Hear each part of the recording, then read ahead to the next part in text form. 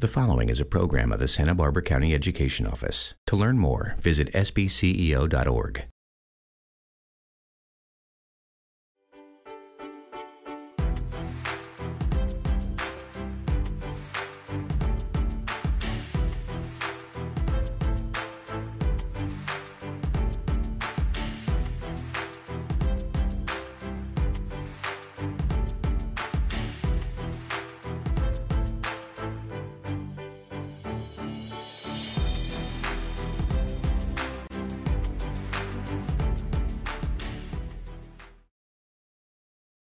I'm Susan Salcido, Santa Barbara County Superintendent of Schools.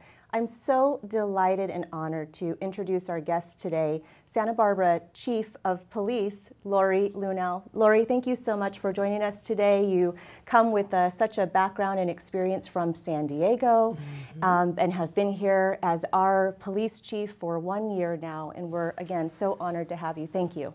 Thank you for having me. Yes, and we're going to dive right in and talk about law enforcement and the city and your work as a leader. But before we do, we really want to get to know you, where you were born, your childhood, a little bit about Lori as a kid. Tell us where you were born and raised. So I grew up in San Juan Capistrano, and I have an identical twin sister. So my youth, if you will, or my life, pre-college didn't exist without my sister. So I think that from the beginning set me up as being the natural collaborator, because my sister and I did everything together, not necessarily because we wanted to, more that we had to. We were always stuck together and sharing resources. So we were super competitive, and we lived about 3 miles away from the beach, which enabled us the opportunity to get down to the beach and be active and start out as young athletes playing volleyball, which ultimately took me to volleyball down at UC San Diego. So UC San Diego is where you went to college? I did. And what did you study there? I studied volleyball. I tell people I was there to play volleyball, and was fortunate enough to play on 3 national championship volleyball teams. So That's incredible. Collegiate athlete, it's a very serious thing and takes a lot of your time. But fortunately, I did graduate with a bachelor's in communication. And when I finished that, it was the time that I thought of law enforcement, because I had no idea what I wanted to do when I got out of college. Sounds like the San Juan Capistrano life of the beach life and volleyball, mixed with the communications background, mixed with the competitive and collaborative nature of the national volleyball teams, have really served you well. Pretty exciting. Before we even talk about professional police chiefing, let's talk about that volleyball national championship teams, because that's really rare. That's incredible. This was with UC San Diego. Tell us about that. It was. We were Division III, which was a level that I could be competitive in. I did actually apply with UC Santa Barbara first, and at the time it was my sister and I going to college together to play volleyball, and we chose San Diego, where we both could get a lot of playing time. And it was, I think, like most athletes, something that kept us really focused and dedicated. We thrived with the team environment, and gosh, we had to work hard. We were in training a month before school started, and having to manage academics at a school like that when you're thrown into the thrust of a fall sport and active and going to the East Coast for playoffs. It really taught me, I think, how to multitask and manage a lot of things at once. And I'm sure build relationships that are lifelong with those team members. Absolutely. Yeah, like anything. You go through crisis or difficult times, and I'm not going to try to relate athletic crisis, but the time you have to pull together and accomplish something in the team environment always brings you to a level of closeness that I don't think can be replicated anyplace else. I still do have friendships from those people that I played with that I value quite a bit. Didn't realize your twin sister played with you too. She did. She played for 2 seasons. And actually it was her influence that got me into law enforcement, because while I was finishing 1 more quarter of school, she was going through her police academy with the Department of Fish and Game. And she rose to the ranks of an assistant chief with the Department of Fish and Game. And it was definitely her attraction to the challenges of what she was doing that made me consider it. Okay, so then let's go there in terms of Okay. your police career. So she really helped trigger that for you, but I'm sure there was other things too. You had an array of options that you could have chosen, and that was something that really called out to you. Talk to us about that moment where you decided, or what your sister did or said that really helped you, influence you to choose this career path. Well, I think most people want to do something that means something, that, you know, helping people naturally, I think could be a good fit for most people. But when you have an athlete that's used to competitiveness and knowing that you are challenged every single day, and there's always that element of unknown that you know you're going to have to perform to be able to serve better for others is something that really struck internally. And I researched it. I went on a couple of ride-alongs and was taking just a administration of justice class from a local junior college while I was going through the hiring process, and really got in to find out what I was taking on. And I saw the professional side of it married with my innate, I think, skill and ability, and figured that, you know what, there's worse things I could do. And I said that. If this isn't a fit, there are worse things I can do, but then to say I was a police officer. That's great. And so you went right in, and you've had varied roles within, for now, let's talk about the San Diego Police Department, because we've been here for a year, and we'll talk about that in a minute. Sure. But in San Diego, you had varied roles. You started out in some areas, and then you really had opportunities to learn in different areas as well. Can you tell us about that arc, the way you started and the way you left? Of course, of course. I learned early on that I wanted to be a leader. I saw that there were many opportunities within the community and with my peers to make a difference. And so San Diego was a very large department. At our top down there, we had over 2,100 sworn officers, which is like 14 times larger than what we have here in Santa Barbara. So the opportunities were plentiful for working different communities that were very diverse, and that's where I worked most of my time in the east portion of San Diego, which was culturally diverse to a point where I think they spoke 85 languages at a time I was there. But then you could work the beach, you could work the border, you could work all over. So the communities were diverse, but then the job assignments and the constant stimulus and ability to strive to know more and do better was there to set a foundation. So one of my first challenges that I took on was becoming a motor officer. And that was one that I think stimulated the athlete in me, because San Diego had not yet had a female motor officer.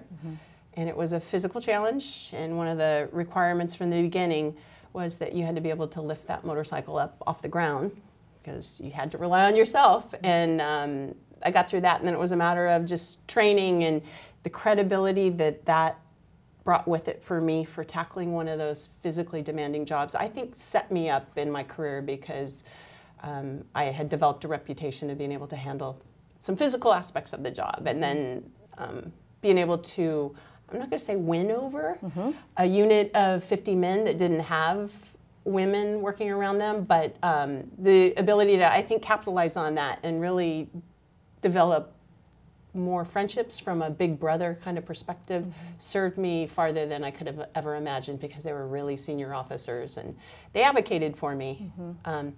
So, you know, that set the challenge of striving for more and rising through the ranks. So I left my motor assignment for my first promotional opportunity as a sergeant. Okay, and when you left San Diego, you were a captain at the time, right? I did. Okay, yeah. I did. So it was after 27 years in the profession. So that's a good thing about a large department. The opportunities to promote are there, and the experiences. So I spent 10 years as a sergeant doing a lot of different things, from recruiting to backgrounds, vice investigations, alcohol policy, juvenile crime, auto theft, and then a couple different service areas and in some area commands. And then rose to lieutenant, which just gave me greater responsibility in the same type of fashions in different parts of the city. And then I was working on tackling upper management. So, and you know that comes with a whole plethora of other issues. It sure does. It sure does. Well, boy, we are so lucky to have you here in Santa Barbara. Speaking about your past experiences, though, you really not only proved things to yourself, but to others in terms of each step that you've taken. You've really been able to show yourself and others what you're made of and what you're able to do and conquer and accomplish. So we're really so proud to have you in Santa Barbara as our police chief, and the fact that you chose Santa Barbara. You really didn't have to leave San Diego. So what about, let's move now to Santa Barbara. What was it about Santa Barbara and the community that drew you, that you said, yes, this is what I want to do, leave something that you've known for 27 years plus to be here? Well, funny you should ask me that. I didn't think I wanted to be a chief of police. I wasn't looking to be a chief. I was comfortable in San Diego within the organization I knew, and I still had the opportunity to rise up there. But a recruiter called me specifically about this position.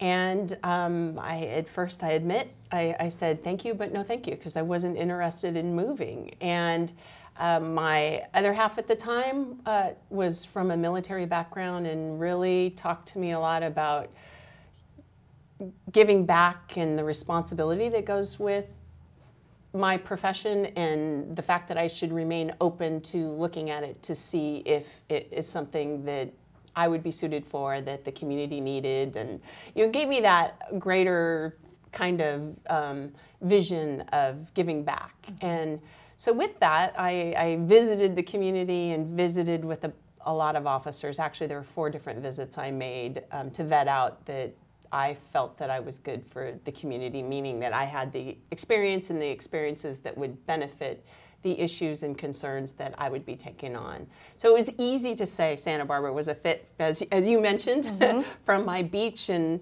anything that starts with the San I'm willing to live in.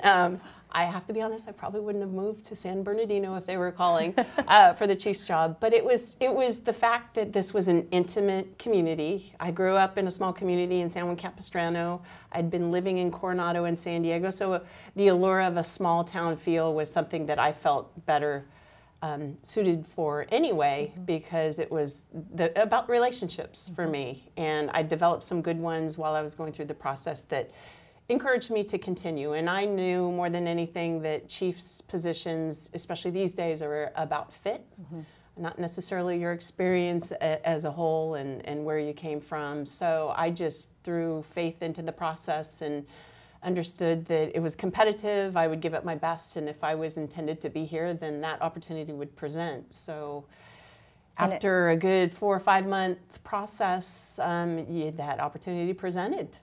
And we're so fortunate that it did, and that you took it on. We're really so honored, and that fit obviously is a match. And one of the things you said, Lori, is about relationships. You've said that from the very beginning. When we've spoken, or if I've read anything about what you've said, it's about relationships, it's about community, and it's really about partnerships. And in the education field, we talk about partnerships all the time, how we really couldn't do education without our community partners. For law enforcement, how does that look for law enforcement in terms of power of partnerships in building that community? I think it's clear that if anybody thinks about it, policing has to be a shared responsibility. We have a department of 211 employees, 143 sworn officer positions for a community of 90,000. We can't do it without their help.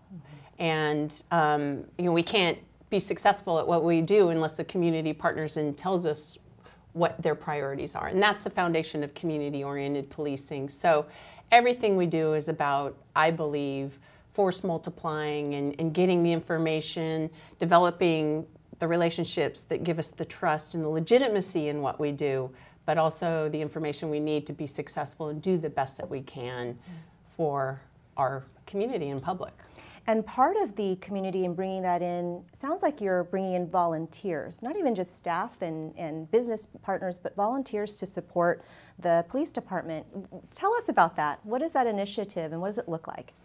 Well, I'm super excited. We have our first 10 volunteers, and they're in uniform, so people may have seen them. It's a little different color, more of a gray shirt than what we wear, but it's a multi-generational program that allows volunteering opportunities for our community to give back. Now in a uniform presence, walking State Street and helping show a presence for our business community and our visiting public. But I think more importantly, it's going to be able to grow and be anything we want to make it.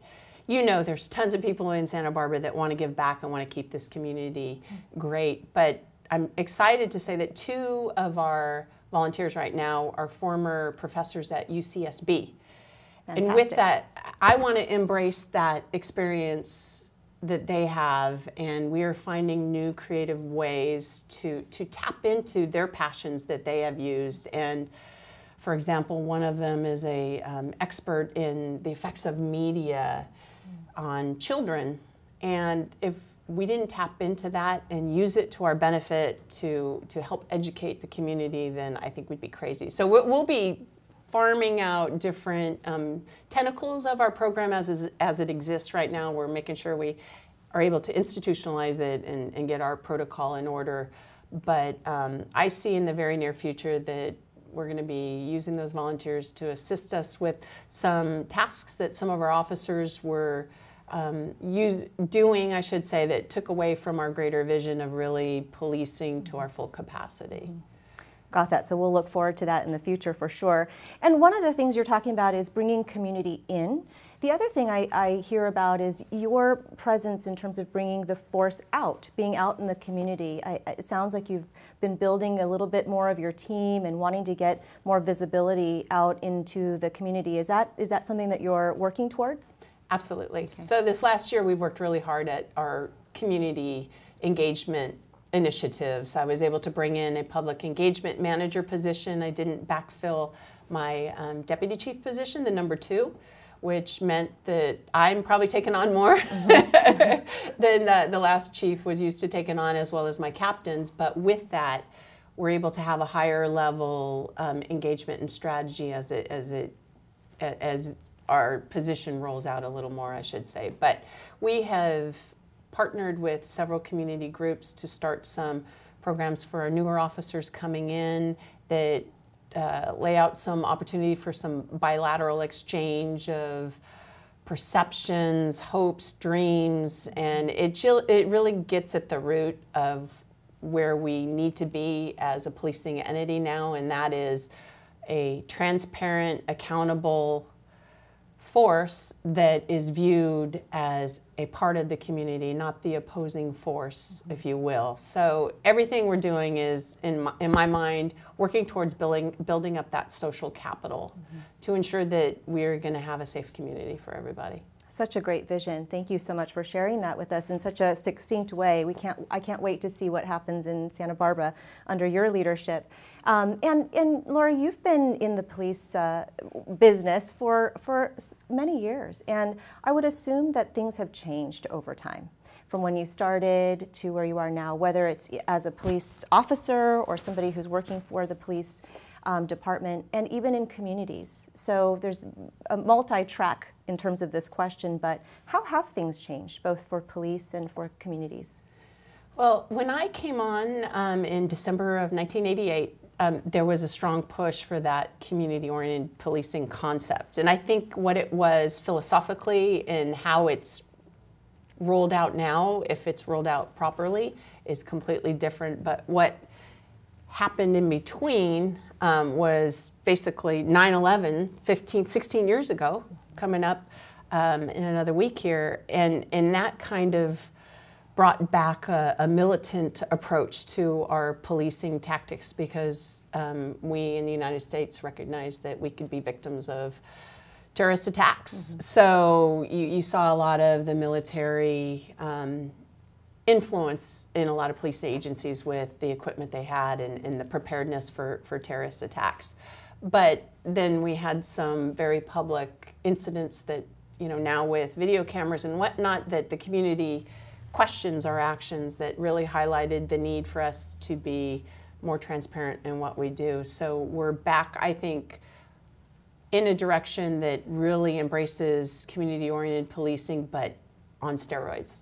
It's partnering in ways that we haven't typically done it. It doesn't mean just having coffee with cop programs and showing a presence in the schools.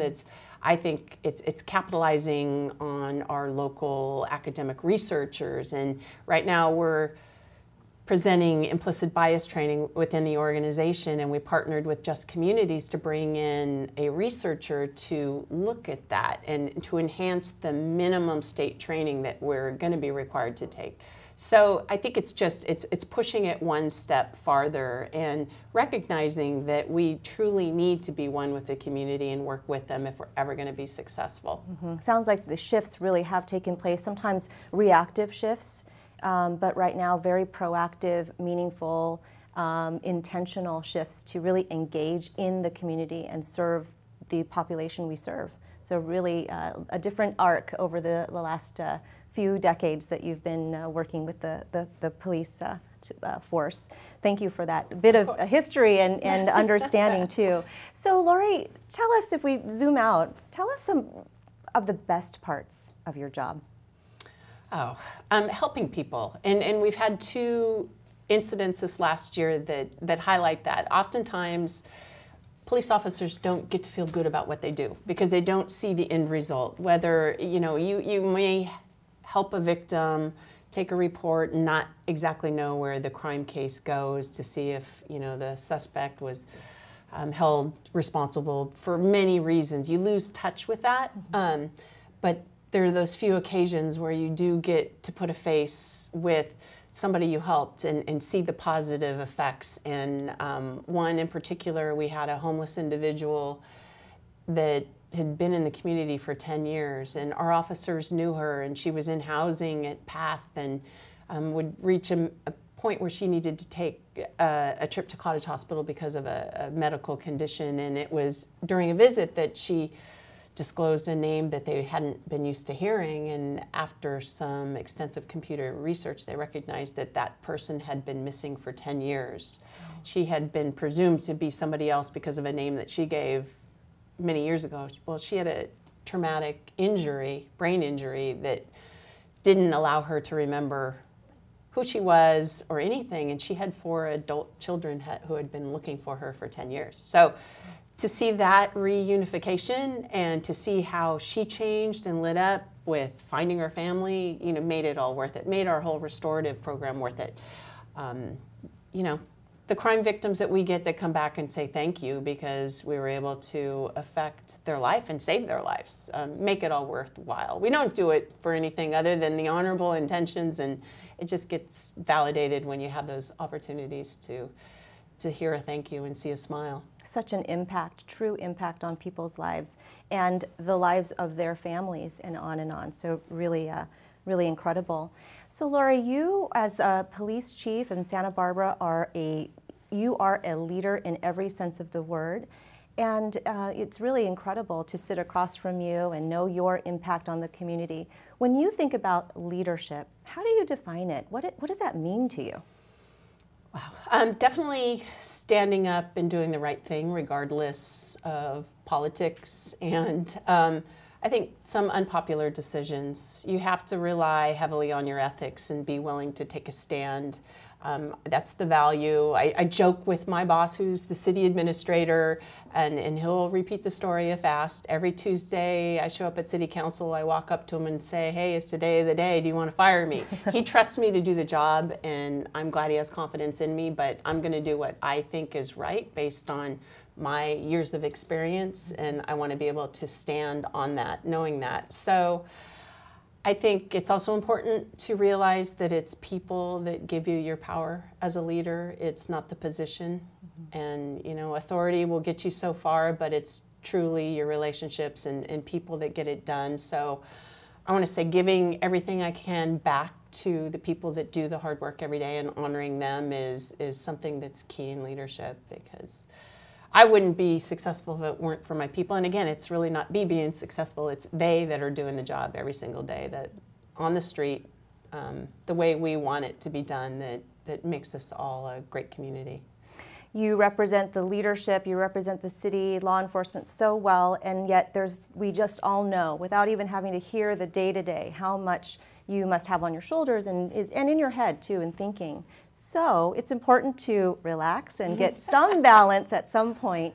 How do you find an opportunity to relax and find your balance again?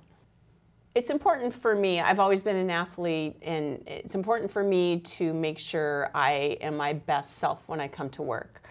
And I know that all officers can have bad days because of the difficulty of this job. So whatever it is to find that balance, working out, eating well, getting your sleep is always a challenge. So I encourage all those things with my officers. For me, I definitely work out, I do yoga, try to eat as best as I can and take it very seriously as a job. And I tell our new recruits that, you know, our uniforms don't shrink at the dry cleaners, and if you find the need to go buy a bigger one, that's a sign that something's not working. And it's all those things, those stressors take their toll.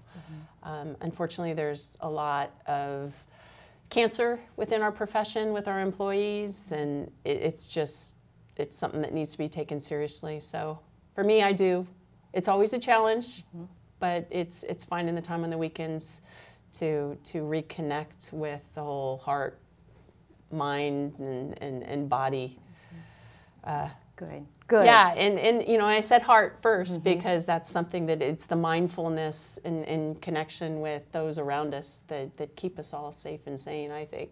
That's good. We're really glad that you're keeping that at the forefront, because it really does help you balance and be a leader with that leading you. So we're glad to hear that. And as we conclude the interview, just a few more questions for you. And I want to go back to something you said at the beginning. In your career and experience, you talked about being a woman leader, really showing yourself and others what you can do, and not being surprised at yourself, but just showing that that's who you are and what you do. And now here you are, Chief of Police, the first woman Chief of Police in Santa Barbara, truly a leader, such a role model. And there are viewers watching today saying, wow, we're so glad to get to know Lori a little bit better, our chief better. What do you have to say? Let's start with the young women out there, the young girls and ones who perhaps want to be a leader themselves. What might you say to them? You know, I phrased this a month ago at an AHA meeting, which is a nonprofit group in town.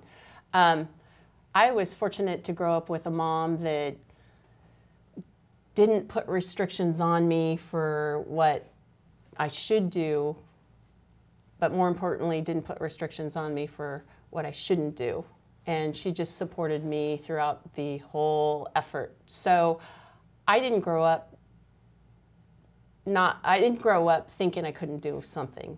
And fortunately, physically, there were tons of challenges I took on that reminded me that, you know, I was capable of doing things. So I think more than anything, it's taking that first step and believing in yourself. I think if you dig deep enough, you can find that role model that will emulate what you want to be. But if there isn't that person, it's be the first.